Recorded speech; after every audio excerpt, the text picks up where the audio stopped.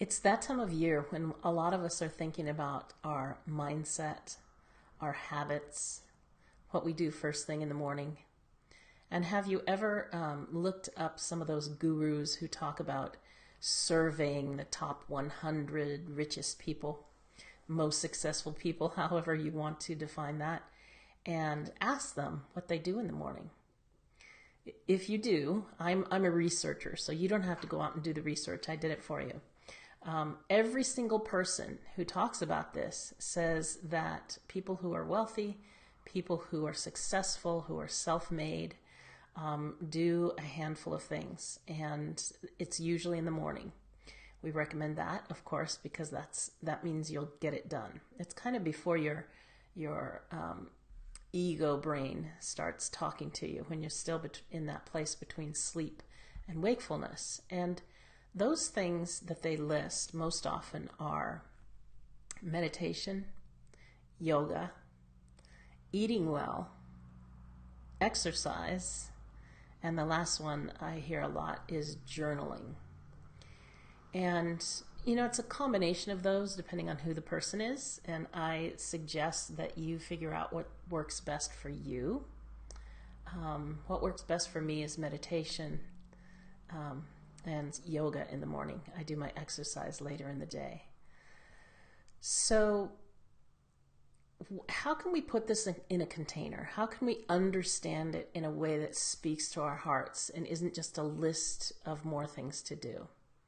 And what I want you to contemplate and to start to dream about is how, if you want to affect the world more, if you want to do anything in a bigger way with more visibility and more energy, then what you need to prioritize is yourself, right? If you think about that list, it's all about self-care.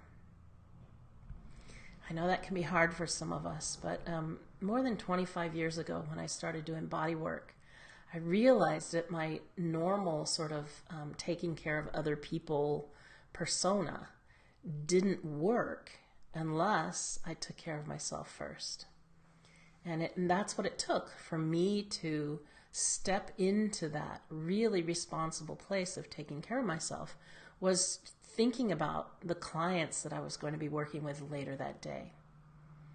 So if you can look at it that way, as you start to serve in a larger way, if it helps you to think about the people you'll be serving and how much you can give to them and how much they'll receive from you if you take care of yourself first. So that's my recommendation for the new year.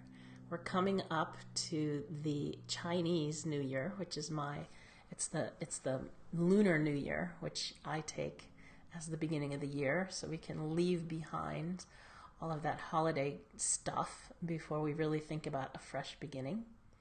It's also Candlemas. It's the time of planting seeds for the new year.